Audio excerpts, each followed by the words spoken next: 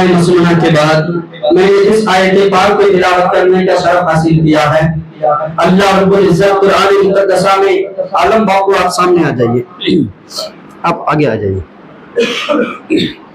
یہاں نبی کی بات کر رہے ہیں، نبی کے اولاد پیچھے بیٹھے ہو یہ اچھی بات نہیں ہے، زیر بھی نہیں دیتا ہے۔ اب یہاں تشریف رکھیے۔ خطبہ مسنونہ کے بعد میں نے قرآن مقدسہ کی مشہور و معروف 15 پارے کی آیت مقدسہ کو تلاوت کرنے کا شرف حاصل کیا ہے۔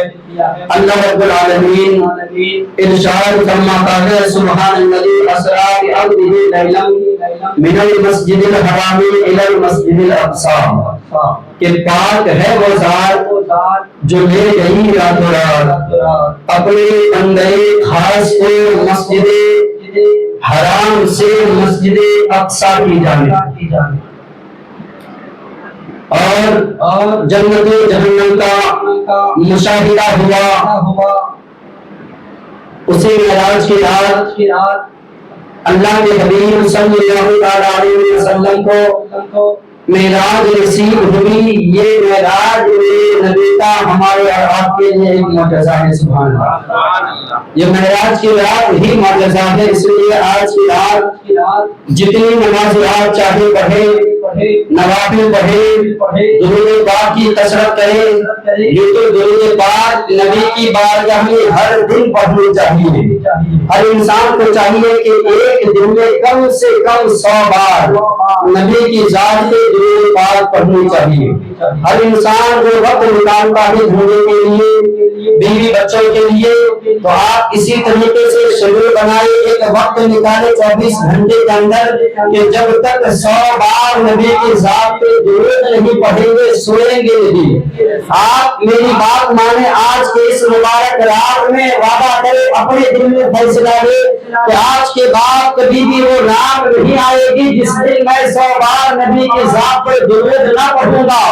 آپ یہ آیت کریمہ تلاوت کرے، نبی کی بارگاہ میں درود کی کثرت کرے، یہ وظیفہ آپ اپنا لے، کچھ دن ہی نہیں گزریں گے، میرا دعویٰ ہے سرکار خواب میں اپنا دیدار کرا دیں گے۔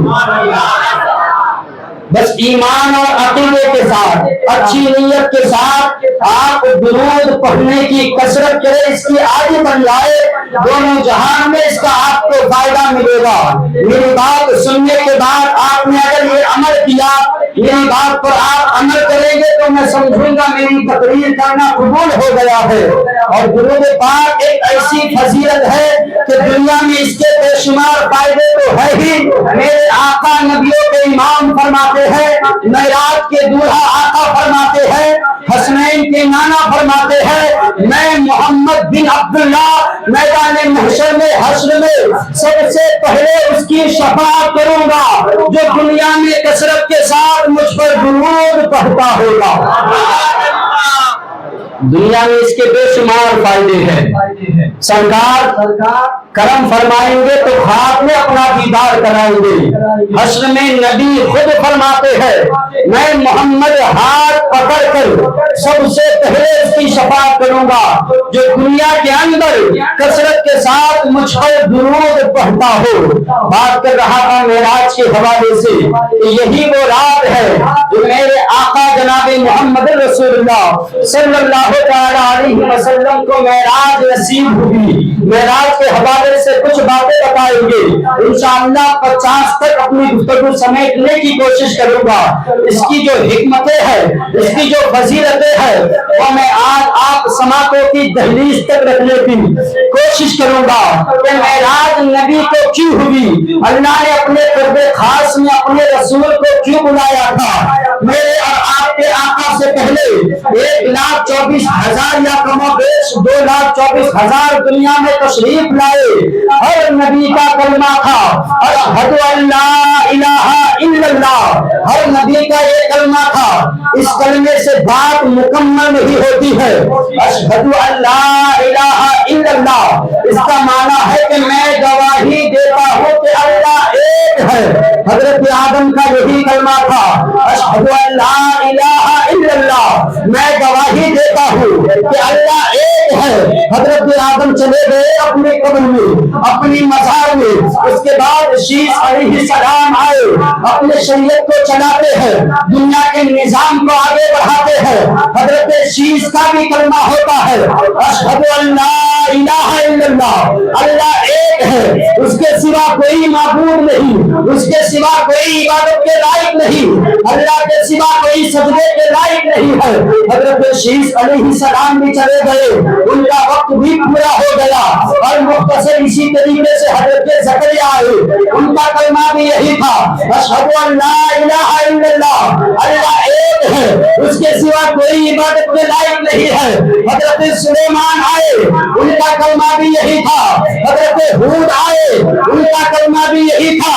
حضرت یونس علیہ السلام جو مچھلی کے پیٹ میں اللہ اللہ 40 دن کرتے رہے، بولے سبحان اللہ۔ مسلمانوں گھبراؤ نہیں، وہ پروردگار جو یونس علیہ السلام کو ایک مچھلی کے پیٹ میں 40 دن تک زندہ رکھتا ہے، وہ اللہ ہمیں بھی روزی عطا کرے گا، ہمیں بھی عزت عطا کرے گا، ہمیں بھی فتح و نصرت عطا کرے گا انشاءاللہ۔ آپ مکمل ایمان کے ساتھ دین کے طرف مائل کو ہو جائے، اپنے چہرے میں داڑھی کو سجا لے، سر میں ٹوپیاں کو سجا لے۔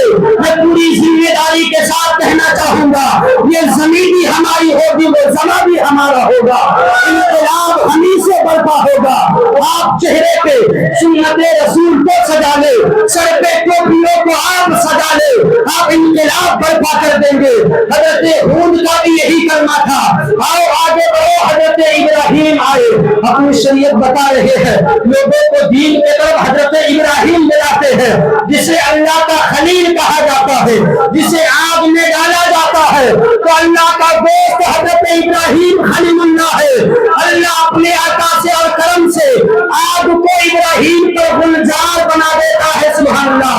حضرت ابراہیم خلیل اللہ کا بھی یہی کلمہ تھا کہ اللہ ایک ہے، اس کے سوا کوئی عبادت کے لائق نہیں ہے، کوئی سجدوں کے لائق نہیں ہے۔ ابراہیم کے بعد اسماعیل ذبیح اللہ ہے، جنہوں نے رب کی رضا کے لیے باپ کی ایک حکم مان کر اپنے آپ کو چھری کے نوک پر رکھ دیتے ہیں اور اللہ کی بارگاہ میں قربان ہونے کو تیار ہو جاتے ہیں۔ اس اسماعیل کا بھی ایک ہی کلمہ تھا، اشہد ان لا الہ الا اللہ، اللہ کے سوا کوئی معبود نہیں ہے، اس کے سوا کوئی عبادت کے لائق نہیں ہے۔ حضرت یوسف علیہ نبینا دنیا میں آئے، حضرت یوسف کا بھی وہی کلمہ تھا، اشہد ان لا الہ الا اللہ۔ اور میں اپنی بات کو آگے بڑھاؤں، حضرت موسیٰ زمین پر آئے، اللہ کا عدل قائم کرنے لگے، دین پھیلانے لگے، لوگوں کو خدا کی جانب بلانے لگے، تو موسیٰ کا بھی کلمہ تھا لا الہ الا اللہ، اللہ کے سوا کوئی عبادت کے لائق نہیں ہے، سجدے کے لائق اگر ہے تو خالق خدا کی ذات ہے۔ عبادت کسی کی جائے گی تو رب رحمان کی جائے گی، اگر کسی کی پوجا کی جائے گی تو خدا کی جائے گی۔ اسی طریقے سے حضرت عیسیٰ علیہ نبینا زمین پر آئے، عیسیٰ اللہ کا بھی یہی کلمہ تھا، اشہد ان لا الہ الا اللہ، اللہ کے سوا کوئی عبادت کے لائق نہیں ہے، اسی کی عبادت کی جائے گی۔ بات مکمل نہیں ہوتی ہے جب سارے نبی نے یہ کلمہ دیا اپنی امتی کو، اللہ کے سوا کوئی عبادت کے لائق نہیں ہے، اسی کی عبادت کی جائے گی، اسی کی پوجا کی جائے گی، اسی کی پرستش کی جائے گی، تو سارے نبیوں کے امتی نے کہا تھا، اے آدم کیا تم نے خدا کو دیکھا ہے؟ اے شیش کیا تم نے خدا کو دیکھا ہے؟ اے موسیٰ کیا تم نے خدا کو دیکھا ہے؟ اے عیسیٰ کیا تم نے خدا کو دیکھا ہے؟ حضرت آدم و عیسیٰ و موسیٰ کی زبانیں بند ہو جاتی تھی، چونکہ کسی نے خدا کو نہیں دیکھا تھا۔ تب میرے اور آپ کے آقا زمین پر تشریف لائے تو کلمہ ادھورا نہ رہا، بلکہ نبی زمین پر آئے، اپنی امت کو کلمہ دیتے ہیں، اشہد ان لا الہ الا اللہ محمد رسول اللہ صلی اللہ علیہ وسلم۔ یعنی میرے اور آپ کے آقا آئے زمین پر، اللہ نے دنیا میں بھیجا، نبی لوگوں کو اپنی جانب بلاتے ہیں، دین کی طرف بلاتے ہیں، ایک خدا کی طرف بلاتے ہیں۔ تو یہی سوال نبیوں کے سردار سے بھی ہوا، اے محمد بن عبداللہ، کیا آپ نے خدا کو دیکھا ہے؟ جو آپ کلمہ بتا رہے ہیں، اللہ کے سوا کوئی معبود نہیں ہے، عبادت کی جائے گی تو اسی کی جائے گی۔ تو میرے اور آپ کے آقا نے کہا تھا الحمدللہ میں محمد بن عبداللہ معراج پہ جا کر خدا کو اپنے جسمانی آنکھ سے دیکھا ہوں، رب رحمان کو دیکھ کر کے آیا ہوں۔ تب جا کر کے کلمہ پورا ہوتا ہے کہ اللہ کے سوا کوئی عبادت کے لائق نہیں ہے اور محمد اللہ کے بندے اور اس کے رسول ہے۔ اور میں آپ کی کچھ حکمتیں بتا کر میں اپنے جملوں کو سمیٹتا ہوں۔ اللہ کا قرآن کہتا ہے ان اللہ اشتری من المؤمنین من انفسہم واموالہم، کہ اللہ نے مومنوں کے جانوں کو، مومنوں کے مالوں کو خرید لیا ہے جنت کے بدلے میں۔ اور اس سودے کی جو اللہ نے خریدا ہے، کیا خریدا ہے؟ مومنوں کے جانوں کو، مومنوں کی مالوں کو جنت کے بدلے میں۔ آسان لفظ لہجے میں کہ اللہ تبارک و تعالی خریدنے والا ہے۔ اللہ تبارک و تعالی نے مومنوں کی جانوں کو، مالوں کو خریدا ہے، اور کس کے بدلے خریدا ہے؟ تو جنت کے بدلے خریدا ہے۔ بولو سبحان اللہ۔ میں نہیں کہتا، قرآن کہتا ہے 11 پارے میں، یہ آیت مبارکہ سورہ توبہ میں آج بھی چمک رہا ہے۔ سبحان اللہ۔ ان اللہ اشتری من المؤمنین من انفسہم واموالہم بان لہم الجنہ، کہ اللہ نے مومنوں کی جانوں کو، ان کی مالوں کو جنت کے بدلے میں خریدا ہے۔ تو جب تجارت کی جاتی ہے تو بیچ میں کوئی چشمدید گواہ کی ضرورت پڑتی ہے، کسی آئی وٹنس کی حاجت ہوتی ہے۔ تو جب اللہ نے جنت کے بدلے مومنوں کی جانوں کو، مالوں کو خریدا ہے، تو اس سودے کے جو چشمدید گواہ ہے، جو وکیل اعظم ہے، وہ اور کوئی نہیں، نبیوں کے سلطان ہے۔ بولے سبحان اللہ۔ معراج کی رات ہے، اللہ تبارک و تعالیٰ نے اپنے قرب خاص میں اپنے حبیب کو بلایا، فرمایا اور رسول، او حبیب، ہم نے مومنوں کی جانوں کو، مالوں کو خریدا ہے۔ تو زمین پر آپ نے تو مومنوں کو بھی دیکھا ہے، ان کی جانوں کو بھی دیکھا ہے، ان کے مالوں کو بھی دیکھا ہے، تو سودے کے لیے جنت کا سودا ہوا ہے۔ تو آپ وکیل اعظم ہے، آپ آئی وٹنس ہے، آپ اس سودے کے چشمدید گواہ ہے۔ تو جس چیز کے بدلے میں سودا طے کیا گیا ہے، اس چیز کو آپ کو دیکھنا ضروری ہے۔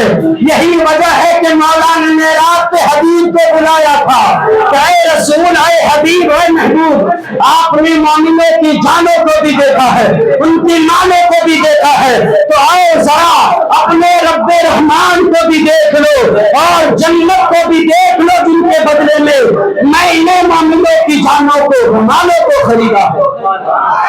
تو نبی معراج پہ تشریف لے گئے، جنت و جہنم کا مشاہدہ ہوتا ہے۔ اللہ تبارک و تعالیٰ کے قرب خاص میں میرے اور آپ کے آقا جاتے ہیں۔ حضرت موسیٰ علیہ نبینا نے کوہ طور پر 40 دن تک چلا کیا، عرض کیا مولا میں تجھے دیکھنا چاہتا ہوں۔ اللہ کی بارگاہ میں عرض کیا اے پروردگار، میں تیرا کلیم ہوں، تیرا دوست ہوں، میں تجھے دیکھنا چاہتا ہوں۔ اللہ قرآن میں فرماتا ہے، 9 پارے کی یہ آیت مبارکہ آج بھی قرآن میں موجود ہے، صبح قیامت تک موجود رہے گی۔ اللہ فرماتا ہے لن ترانی، موسیٰ تم مجھے نہیں دیکھ سکتے۔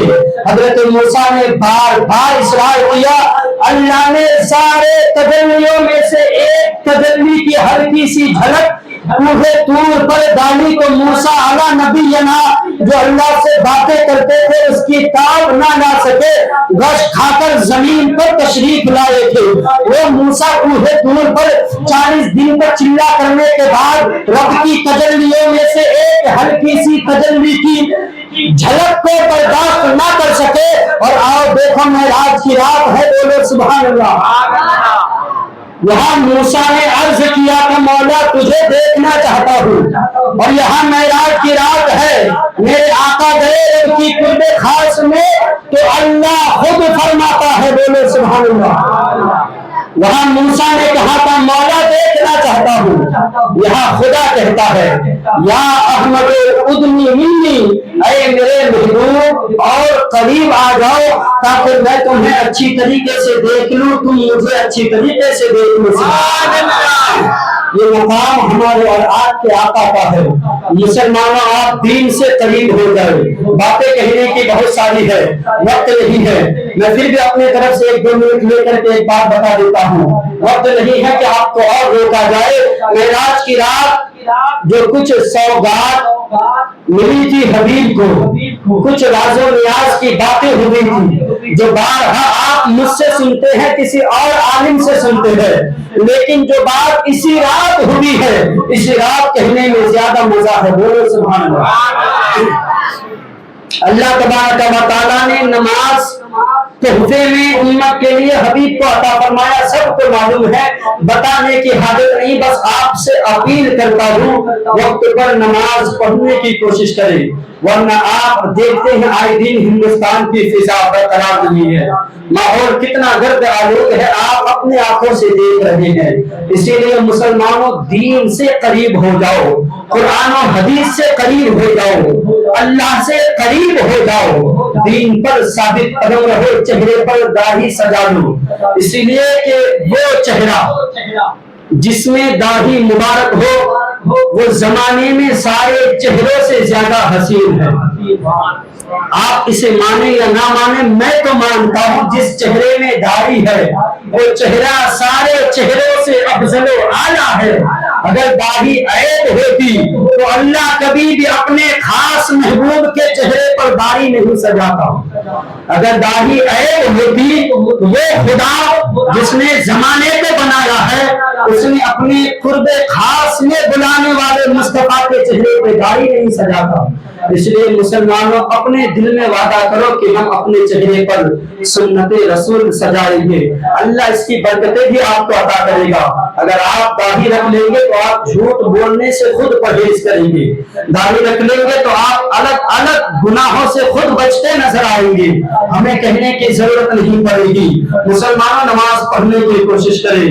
میرے آقا جناب محمد رسول اللہ صلی اللہ علیہ وسلم جب معراج شریف پر گئے تھے، زمانے میں اپنے حجرے میں ایک دن مسکرا کر اپنی چہیتی بیوی حضرت عائشہ، جنہیں میرے آقا پیار سے حمیرہ کہتے ہیں حمیرہ آج جو چاہے مانگ لو۔ بولو سبحان اللہ۔ تو مسلمانوں کبھی نبی کی اس سنت پہ بھی عمل کر لیا کرو، اپنی بیوی کو ہمیشہ آنکھیں نہ دکھاؤ، کبھی اپنی بیوی سے محبت کے دائرے میں کہہ دیا کرو کہ آج جو چاہے مانگو میں عطا کر دوں گا، چونکہ آپ کو یہ پاور ہے، یہ اختیار ہے، آپ اپنی بیوی کے سردار ہے، حاکم ہے۔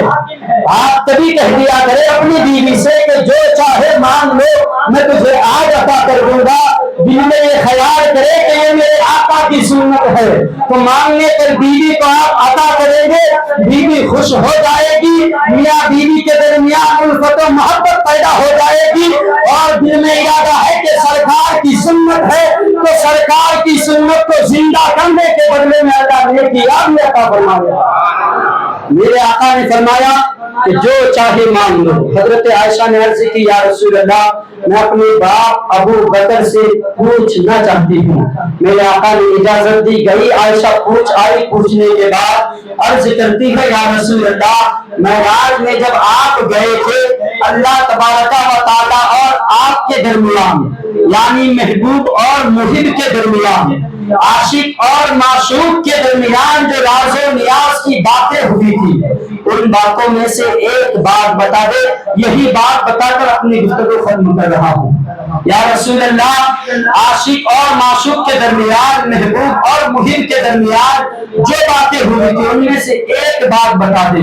میرے آقا علیہ الصلوۃ والتسلیم نے فرمایا کہ عائشہ جو زمانے میں کسی کا دل رکھ لے گا، کسی کا دل جوڑ دے گا، اللہ اسے جنت عطا فرمائے گا۔ سبحان اللہ۔